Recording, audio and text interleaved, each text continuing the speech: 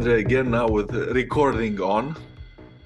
Hello, How are you doing Andrei. today? I'm great. I was looking forward to this moment. It's a well-deserved break from my daily stuff. So, looking forward to our conversation.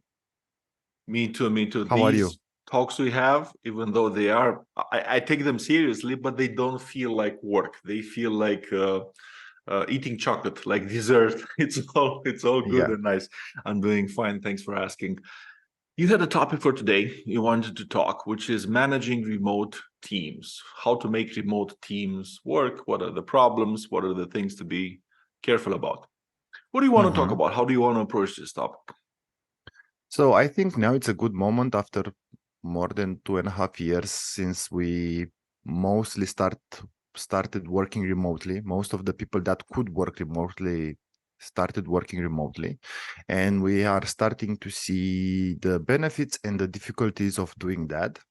So I think it's a great moment to talk about it, like retrospective a bit, to understand what are the key takeaways, what can we learn, and what can we improve on the process. And the main idea I had is that what I felt at the beginning of the pandemic, it was that everybody come together to make it work, this type of work arrangement. Yeah, we don't have a choice. We have to work from home, and we have Yeah. to gain the trust of our employees that we are capable of being proficient and working efficiently from home. And that went great for a while. And obviously time has passed, a couple of years have gone by, and we can see now some of the difficulties of working fully remote, at least. For example, if you are changing companies, and have you changed companies in this period, you might felt that you are not fully integrated in the new team because the amount of time spent with that team is significantly reduced. You only have a couple of meetings, you have one-on-ones, maybe you have team meetings, but you do not get that connection, that human connection that you would get otherwise by being physically present in the office. So that might make you feel first not part of the team fully. Maybe you have to ask questions and better understand the context of the company or the project you are working on. And it's hard for you to find the people to do that, and so on. So that's my take. That's the contention point, let's say. What the problem I'm seeing with remote work after 2.5 years? How do you feel about remote work, Andrei? I have many feelings, many ideas, and many things to talk about it. First, I just want to say that as a general position towards remote work, I am supportive. I support every way of working that gives us generally more freedom and more life choices and more flexibility. I personally enjoy remote work when I can do it. I think it's a great thing. So I'm not in any way against it, or how could I be against it? But I agree hmm with you in the sense that if initially it worked very well because we had teams that were already formed and they just started working from home, in time we started seeing a bunch of problems or difficulties. That doesn't mean that, oh, remote work doesn't work. It means that it's hmm not as easy as saying just hire people wherever and things will just work out. You have to Yeah. do more things to make it work, and that's my perspective. And I think it's an important topic. I think many companies are trying to figure this out, some better than others. Yeah. And yeah, I think it's worthwhile talking about it. My feeling is my feeling is that if you just hire a couple of people to work on something, that doesn't make them automatically a team. You have to build that team spirit, let's call it team spirit, or cohesion, group cohesion. They understand each other, they complement each other, they help each other to get the task done. So yeah, I bet there are people that are functioning extremely well in this context. It's very Yeah. suitable for them. They might be very good at their job, but they have also to understand that they are working in a team, and some people might need to catch up on the skill level or the context of the job they are doing. So they should be available for that. So I don't know if the manager exclusively should, give that attention to the new employees that's coming the company in the context I was presenting earlier, or the entire team should be involved more. But I think something should be done, both online and physical, face to face, in order to uh, ensure that team's efficiency. Yeah. Yes. So I think it's also depends on the nature of the work. Some types of work are more suitable to each member of the team doing their own part, mostly in isolation. So if you think like a call center, and I'm not saying that, I'm not talking bad about call centers, but the nature of the work is you answer a call, you talk to the person that calls or the written email, and 90% of the times it's each member of the team handling a call, and they do need each other, but not as frequently. And in that case, I think it's one example where remote work works. It's easier to make it work, because if you have different people in different places, they do their own thing, they interact once in a while. In some other situations, you have a team working on a product, for example, building a product. The things are not well defined, and you need a lot of interaction and brainstorming and ideation, and they actually have to talk a lot and make a lot of decisions to decide what should be done there and how should it be done. And in those cases, you need a lot more interaction between team members. And in order to have good interaction, you need the old-fashioned, they need to have trust in each other, good relationships, good communication, understand each other, understand that they have different personalities, different way of addressing things and approaching things. And these kinds of work relationships are more difficult to develop remotely, for sure. Yeah. Especially if the manager doesn't do anything to help them develop. If you just hire people, we found a guy in Iași, and we found a guy in Cluj, and we found a guy in Bucharest. Hey guys, you're working together, start doing it. There's Jira, there's the backlog. Yeah. I don't think that's enough. I think you need to do more. I think things like good onboarding, for example, are even more important now than they used to be when we worked in the office, for example.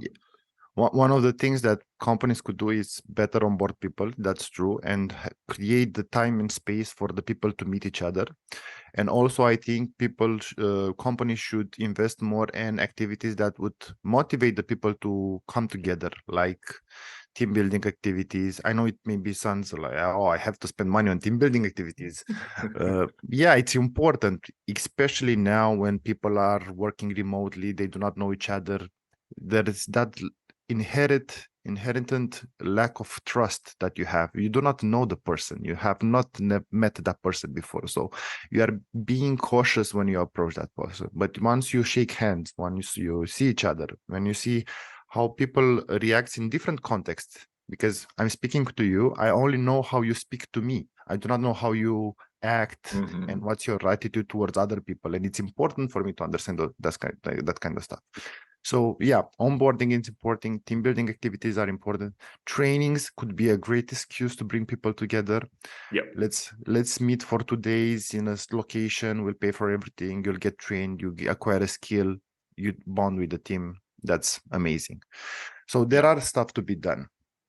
I want to circle back to one of my experience I had before the pandemic. I was working in a company that was trying to implement hybrid work. It was a mix of working from the office and working from home. It was a issue of space. The company grew too large and the offices weren't accommodating all the persons, so they are trying to find a solution for that. And I was studying the topic on the matter, and it was surprising for me then, and I couldn't understand at that moment, and I couldn't understand even during the pandemic, was that a lot of companies pre-pandemic in US, big companies, have had active policies of going back to work. So they are trying to encourage financially with the various stuff, the employees to come back to the office, going back to office policies. So that raised the question, why are they trying to do this? Because when you work remotely, as exactly as you said, you have access to people that are cheaper from other areas. You can create a more competent team without being restricted geographically to find those employees. So there are a lot of benefits of doing that. But in the end, You need less office space. You need less office spaces, cost efficiency, etc., etc. But in the end, the productivity over time will decrease because it's easier for people to hide when that's my feeling I have.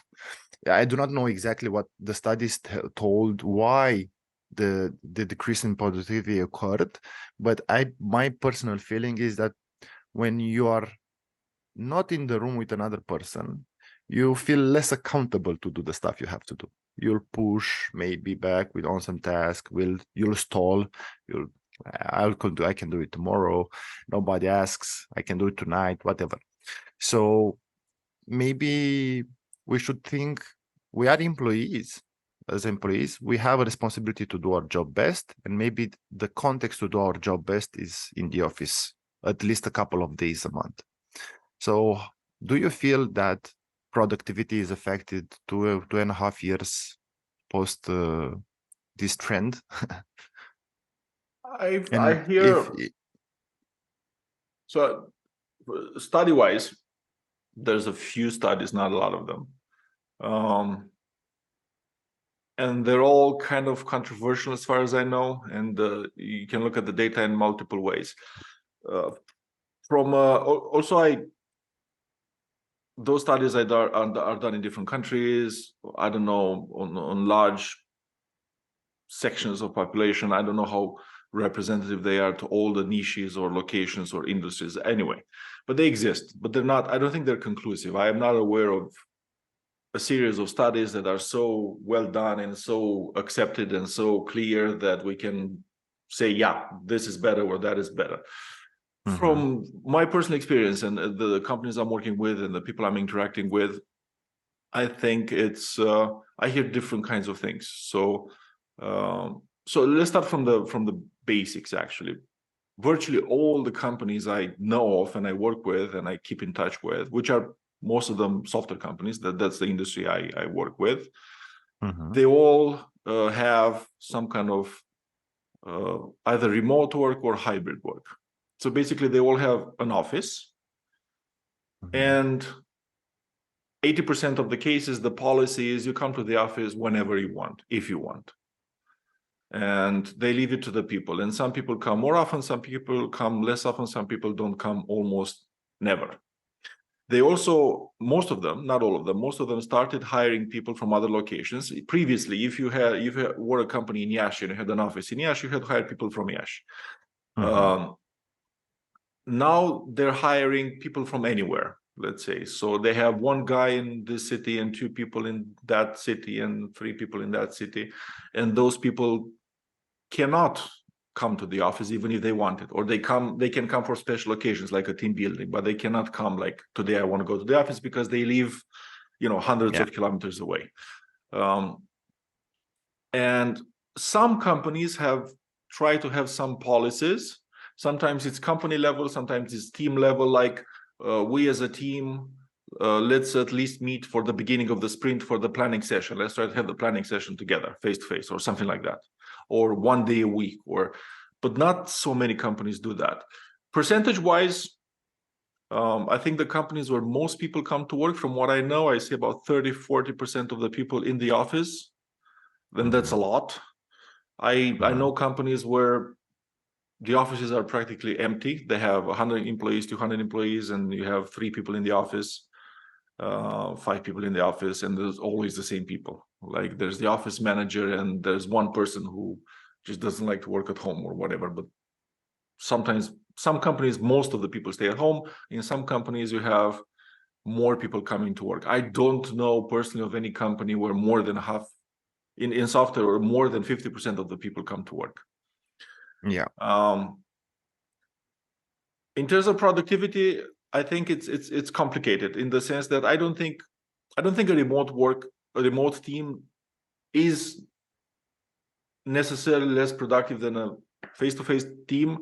I do think that in order to make it productive, you need to make a bunch of things. And I have some ideas about what you need to do in order to have a productive remote team. But I agree with you that if you don't do anything, you just hire some good people and put them together, it's more likely in a remote team for them to disintegrate as a team, so to say, than in a face-to-face environment. In a face-to-face environment, if you don't do anything, that's still bad management. But the human nature of people being together somehow partially at least compensates for that. And that doesn't happen when we're not in the same place. So what would be some advice that would give to a manager that is trying to create the best team he can have with the people he has, remote, hybrid, whatever? What could they do as activities to be easier for them to work together? Yeah, so onboarding, you need to do very deliberate onboarding. When you work in a face-to-face environment, you have all this ad hoc communication that happens. I join a company, I join a team, I go, I sit down, I'm in the same area with my teammates. I can observe them. Even if I don't ask a question, I just observe how they are, how they work, how they ask questions, how things are happening. I go to meetings, I observe what's happening in those meetings. And you learn a lot by doing that without even realizing. Of course, also, if I have a question, it feels very easy to just, raise my eyes a little bit and look to my colleague to my left and say, can you help me for a minute? It's a bit more difficult to do that remotely. Some people feel more intimidated to doing it, like they feel like they're bothering their colleagues, like if you just ask someone, type something in chat, like, can you help me for a minute? And from the other side as well, they don't respond quickly many times because they're busy with other things. And again, that's also understandable. But the result is that this kind of very ad hoc interaction doesn't work nearly as well. I know of teams that, not many of them, but I know some teams that they established a policy by themselves. It didn't come from management, that they have an open voice call all day. So when they start working, they all get into a voice call and it's open all day by default. So when they say something like, that small chat, like when I say, oh my God, this is so annoying, I'm working, everybody hears type of thing. Of course, you can mute it for special occasions, but by default, just to create that kind of. But I also know people that absolutely love the fact that they are not interrupted by all kinds of questions, that they get to work in silence at home and they don't hear this kind of I think chatter around them. I want to interfere a bit because I think teams or manager at least sometimes have the expectation of the most senior person in the team to teach and train the other colleagues, and those specialists might not want to do that. And remote work is the perfect opportunity to do their job the best they could do it without the extra burden of teaching or training someone else. It's not a need for that everyone has. So maybe teams should, managers should be aware of this and try to compensate with proper training, proper onboarding, because what is onboarding? You are a specialist, you know what you have how to do your job. You are employed. Let's say you're not in a junior or an intern, but you still have to better understand the context. You worked on a project that you're building a financial app. Now you're working on a project that it's building an app for, I don't know, transport or something like that. So even if you are really great, you still don't understand the industry you are working in. So maybe you should not expect the senior person to explain, look, this is what is this industry about. This is what we are, it's important for us. This is what the client has expectation of us. So maybe specific, better trainings for context on that onboarding that you're talking about. Yes. And also on a day-to-day basis, I think you need to have at the minimum some meetings where we all take part, even if remotely, but remotely at the same time, like video calls, ideally with the camera turned on. because we rely a lot on chat and emails, and that's great, because the benefit is that you give people this ability to work uninterrupted is also good, because when you work on complicated things, all those questions that noise in the office can interrupt you. So there's good sides to not hearing that as well.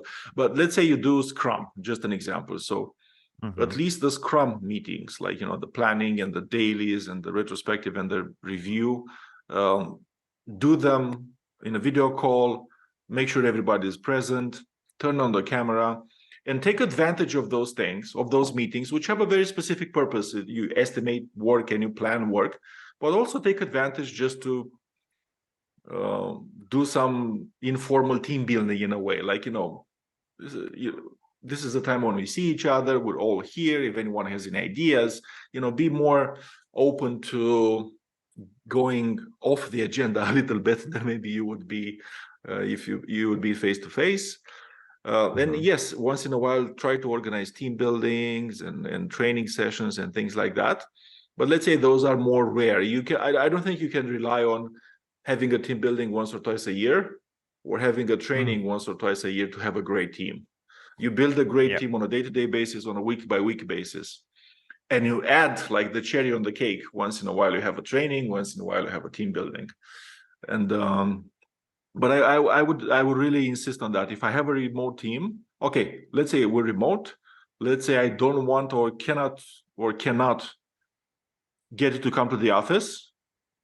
So I'm taking, like, in a way, the most difficult scenario in a way. Fine. But at least we should have 2, 3, 4 video calls a week to discuss some project things, but also to take advantage of those video calls to see each other and get to know each other a little bit. I think that's absolutely essential. So what I take as an insight from our conversation so far is that I think it would be great. You can have full remote teams once they are bonded and performant, and they know each other and they have a history together. Once the team is well oiled, let's say, and it works very great, no problem with remote teams. Once you introduce 20%, 30%, 40% new members in that team, you have to have active measures to combat that fracture that is produced between the performant team, the part of that team that is cohesive, and the new members, make them feel integrated and understand better what's happening. And I think the tools we talked about are great, and that would help a lot the managers to combat that. But I think the most important thing in the end is to pay attention to this. Is my team fractured? Is something lacking in my team? Could be this the fault of remote work? Is there something I can do about it? And I think you need better managers for remote teams than you need for face-to-face work. It's that much more important to have good communication as a manager, as a leader, as a Scrum Master, as a product owner, as a whatever. Is that much more important to be a bit more proactive? Is that much more important to have good emotional intelligence and feel from small clues if there's some tension in the team or some bad vibes in the team? All this was easier when you had everyone in front of you for 8 hours a day. Is more difficult now. So my advice to a CEO, for example, if you want to have a lot of remote teams that actually work well together, one thing you'd need is very good managers. I mean, middle managers, team leader type of level individual, whatever you call them. I'm not going to go into details, but that kind of level of management needs to be pretty good. And I think for top management, it's not an option, remote work, because the complexity of the problems they are solving day by day, it's not like they have a process all the time. Some of the things that are a process and it can be taken care of with ease, but most of the time they are negotiating, talking, discussing stuff, taking decisions together, and it's becoming much more important than to be present and face to face to better understand the conversation partner than working remote. Maybe I don't think it's an option for top managers to be fully remote. Fully remote, probably not. I mean, I think they've always been sort of remote in the sense that top management is frequently traveling, and not all of them are at the same time in the office, almost never. But they do have to see each other, of course. Yeah. And I mean, ideally, if I were to build a team, start a company, make a team, and I had no constraint, I would always prefer a face-to-face team from the point of view of if my only concern is building the best possible team ever, I would prefer a face-to-face team always, 100% of the cases. It's easier to build a great team that way, and I just think if you have no other constraints, I think that's always better. But I cannot ignore the advantages of remote work in terms of people's lives and flexibility, and you don't have to commute and all those things that we all want. And they're valuable. And also from a company point of view, sometimes you need good people, and there's not enough of them in your city, or there's not enough of them in your city that want to come to work to the office. So you're forced to do remote teams. And I do think you can build great remote teams, but it's harder. So that's exactly my view on it. I hope this conversation was insightful for you, our listeners also. And I want to thank you, Andrei, that you took the time to explore this idea with me. Welcome, and thank you as well for the topic and for your ideas. Yeah, see you next time. See you next time.